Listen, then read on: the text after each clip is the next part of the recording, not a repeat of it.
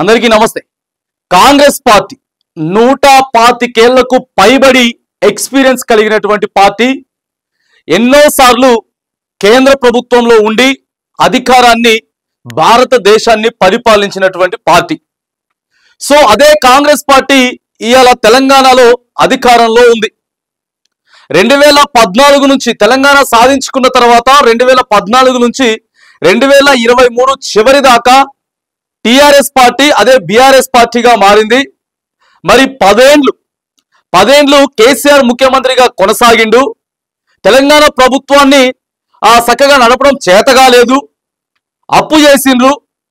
ఎంతో సిరి సంపదలు కలిగినటువంటి తెలంగాణని కేసీఆర్ ఆగమాగం చేసిండు అని 10 ఏళ్ళు ప్రతిపక్షంలో ఉన్నటువంటి కాంగ్రెస్ పార్టీ చెప్పడంతో పాటు ఇక తెలంగాణ ఇచ్చింది మేమే, తెలంగాణని బంగారు తెలంగాణగా తీసుకుపోయేది కూడా మేమే, మా వల్లనే ఇదంతా కూడా సాధ్యమవుతుందని చెప్పి 10 ఏళ్ళు ప్రతిపక్షంలో ఉండి ఎన్నో ఆటుపోటులు ఎదుర్కొని ఎన్నో కష్ట నష్టాలను ఎదుర్కొని పార్టీ అధికారంలోకి వచ్చింది.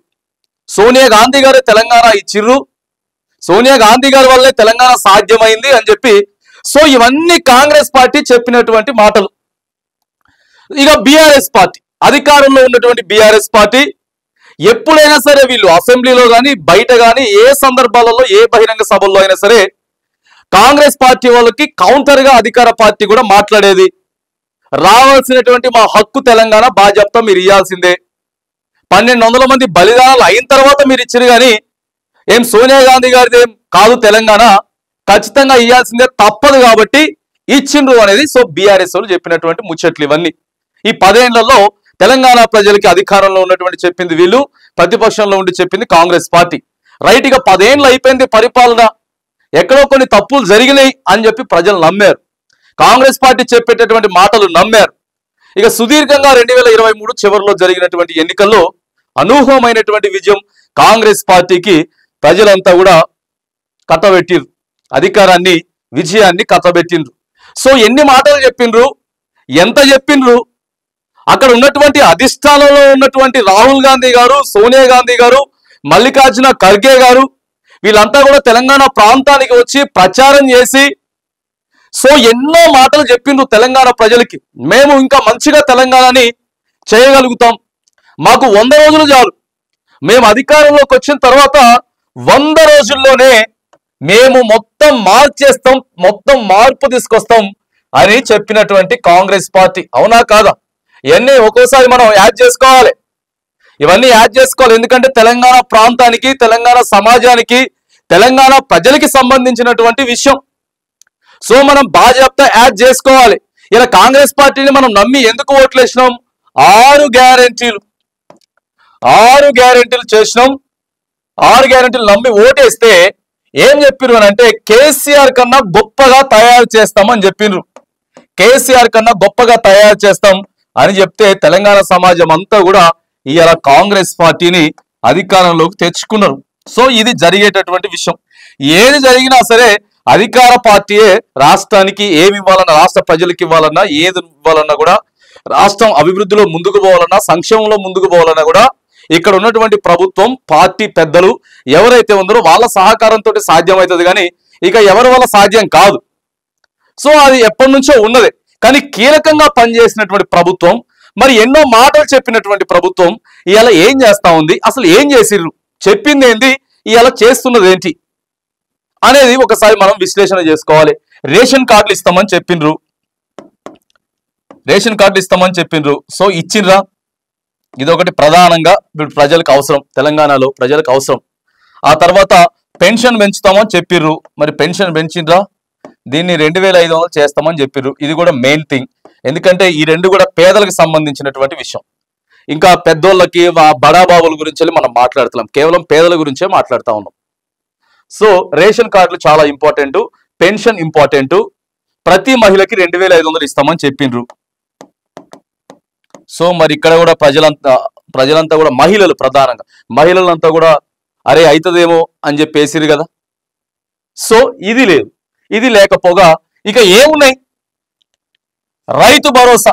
ఎందుకంటే నేను ఇంకొక విషయం కూడా ఇక్కడ చెప్తా ఉన్నా, సరే ప్రభుత్వానికి అప్పులు ఉండొచ్చు, గత ప్రభుత్వం అప్పులు చేసి ఉండొచ్చు, సో అయి ఉండొచ్చు, ఏదైనా అయి ఉండొచ్చు. 2,500 ఒకసారి పక్కకు పెడదాం. 2,500 అంటే మహిళలకి అయ్యేటటువంటి సాధ్యమయ్యేటటువంటి పనేనా? రైతు బంధు, రైతు భరోసా పరిస్థితి ఏంటో చెప్పండి ఒక్కసారి. ఎందుకు మరి భరోసా విషయంలో ఏమైపోయింది చెప్పండి? ఎందుకు భరోసాని ఇవ్వలేకపోయినరు? సో ఏం జరిగింది మరి? ఎందుకు, దేనికోసం? ఒక పంట ఎగగొట్టినాం, మొన్నటి పంట కూడా 5 ఎకరాల లోపే ఇచ్చినాం, అది కూడా అందరికి రాలేదు.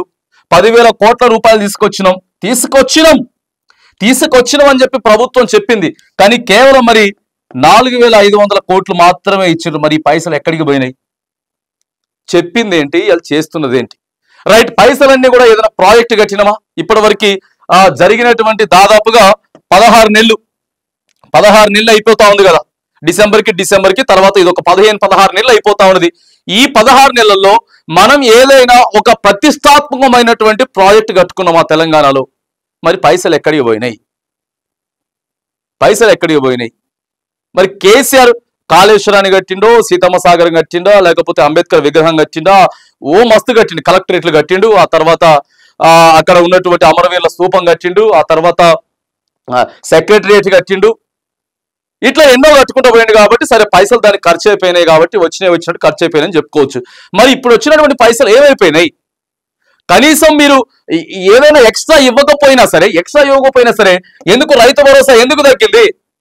కనీసం మరి ఎందుకు పెంచి ఇవ్వలేకపోతా ఉన్నాం? 4,000 రూపాయలు పెన్షన్ ఇస్తామని చెప్పినాం కదా, 2,016 రూపాయలు వచ్చే పెన్షన్ని. మరి ఇప్పటికి ఎట్లా? సో ఇట్లనే ముందుకు పోద్దా? మరి తెలంగాణ ఇట్లనే ముందుకు పోద్దా? ఇట్లనే ముందుకు కాకుండా హైదరాబాద్కి హైడ్రా తీసుకొని వచ్చినాం. హైదరాబాద్ని బాగు చేయాలి, చెరువులన్నీ కూడా కబ్జాలు అయిపోతా ఉన్నాయి, నలాల కింద మొత్తం గట్టేసుకున్నారు అని చెప్పి తీసుకొచ్చినాం. సో ఏమైపోయింది? ప్రభుత్వానికి వ్యతిరేకత వచ్చిన మాట వాస్తవమా కాదా? ఇవాళ HCU భూములు, హైదరాబాద్ సెంట్రల్ యూనివర్సిటీకి సంబంధించిన భూముల అంశంలో తెలంగాణ ప్రభుత్వానికి చెడ్డ పేరు వచ్చిన మాట వాస్తవమా కాదా? ఇట్లా సంక్షేమం పథకం అనే విషయంలో కూడా మనం స్లోబడుతూ, సో వీటన్నిటి సంబంధం లేనటువంటి విషయాల్ని కొన్నిటిని జోక్యం చేసుకొని ప్రభుత్వం అబాస్ పాలవుతున్నటువంటి మాట వాస్తవమా కాదా? సో చెప్పింది ఏంటి, ప్రజలకి చేస్తున్నది ఏంటి? ఎందుకంటే ఇవాళ కేసీఆర్ ఎన్నైనా చెప్పొచ్చు, ప్రతిపక్షంలో ఉన్నాడు కాబట్టి ఎన్నైనా చెప్పొచ్చు. కాకపోతే మనం టైం లాస్ అయిపోతా ఉన్నాం. సమయం చాలా విలువైంది కదా, సమయం చాలా విలువైనది. ఇప్పుడు తెలంగాణ ప్రాంతం అభివృద్ధి సంక్షేమం మనకి ఇంపార్టెంట్ అని చెప్పేసి అడుగుతా ఉన్నాం. ఇప్పుడు 3.5 సంవత్సరాల తర్వాత అధికారంలోకి బీఆర్ఎస్ పార్టీ వస్తుందా రాదా అనే విషయం పక్కగా పెడితే, సరే వస్తే రావచ్చు, కానీ 3.5 ఏళ్ల పరిస్థితి ఏంటి? తెలంగాణ ప్రభుత్వం తెలంగాణ ఎందుకు వెనక్కిపోవాలి?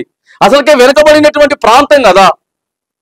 సో ఎక్కడ చెప్పినటువంటి మాటలు ఎందుకు ఇంప్లిమెంటేషన్ అవ్వట్లేదు, క్షేత్రస్థాయిలో ఎందుకు అమలు అవ్వట్లేదు అనేది దయచేసి ప్రభుత్వ పెద్దలు ఆలోచన చేయాలి. ఎందుకంటే సమయం పోతుంది.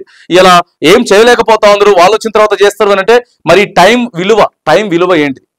సో అందుకే చెప్పింది ఏంటి, చేస్తుంది ఏంటి? ఇట్లా చెప్పుకుంటూ పోతే అనేకమైనటువంటి విషయాలు ఉన్నాయి. కాబట్టి సన్న బియ్యం ఇస్తా ఉన్నామని చెప్తున్నారు, రైట్, మంచిదే. సన్న బియ్యంలో కూడా కొన్ని నో స్టాక్ బోర్డు పెట్టిండ్రు, మరి తెలుసా? మేడ్చల్లో పెట్టిండ్రు, 2-3 ప్లేస్లలో నో స్టాక్ బోర్డు పెట్టిండ్రు. తర్వాత అటు చేసి ఇస్తున్నారు అని చెప్పి బీఆర్ఎస్ అది అవసరం లేదు, మనకి ఏదో దొడ్డినే సన్నయ్య చేసి ఇస్తాం, అది కాదు. నో స్టాక్ బోర్డు పెట్టిండ్రు. ఫస్ట్ నెల ఇచ్చిన 3-4 రోజులకే నో స్టాక్ బోర్డు పెట్టిండ్రు.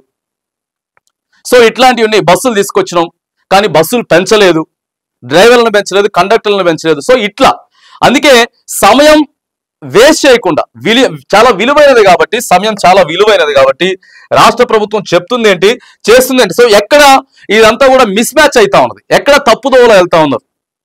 సో వీటన్నిటిని కూడా ఆలోచన చేసుకొని ప్రభుత్వం వన్ బై వన్ తెలంగాణ ప్రాంత అభివృద్ధి కోసం, తెలంగాణ ప్రాంతాన్ని సంక్షేమ పదంలో నడిపించుకునేదానికి మరి ఇప్పటికైనా సరే రాష్ట్ర ప్రభుత్వం ముందుకు వెళ్ళాలని చెప్పేసి కూడా తెలంగాణ సమాజం యావత్తు తరపున కూడా మనం రాష్ట్ర ప్రభుత్వాన్ని కోరుతా ఉన్నాం.